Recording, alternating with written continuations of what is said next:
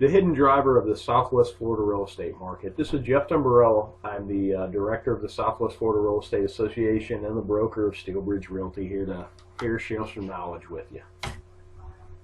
Understanding trends. Everybody talks about trends, but what exactly really is a trend? The verb version of a trend is to have a general tendency, set of events, conditions, or opinions. The noun definition: the general or prevailing tendency or course of events. Everything that I can find is always cyclical, and it's either by design or this is just how the experiment works better.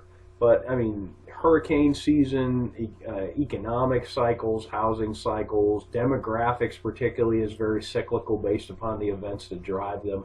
So you really need to understand the trends to understand what a market's doing and potentially where it could go. The base driver of the Southwest Florida market is retirees. They really are a base driver and a somewhat hidden driver. If you're not working or living in a retirement-based area, you tend not to notice it. If you live in some areas of particularly, say, South Fort Myers and some of the younger neighborhoods, you really wouldn't know retirees are base drivers because everybody around you is 40 with 3 kids. But a retiree is a person who's retired from a working or professional career. In-migrating retirees, spending initiates growth. When they come here, their first 2 years is very, very fruitful for our economy. They generally get some housing. I noticed they buy cars, they buy boats, they buy brand new Harley. Sometimes they buy all of that. Furniture. The first 2 years, there's a great study from the University of Arkansas. It's an older study, but it really showed some neat effects of, especially the first couple of years, of retirees spending and how it affects the economy. New jobs are created because they're a new demand.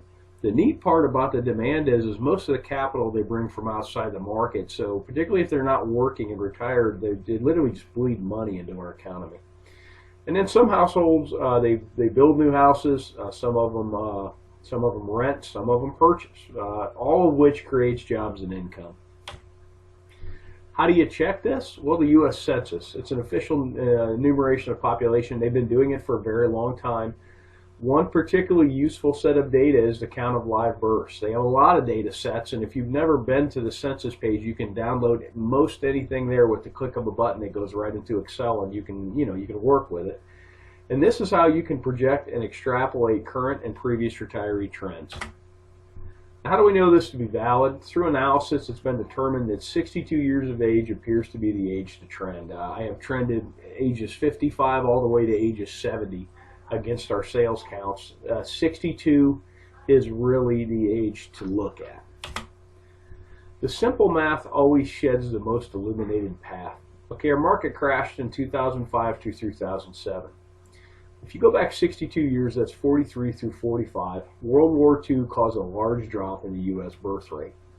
Lo and behold, 62 years later, all the retirement centers in this country crashed first. When the bubble blew, it was Florida, Arizona, and Nevada, Las Vegas, that blew first, and those were heavy retiree pockets, and that's what popped the bubble.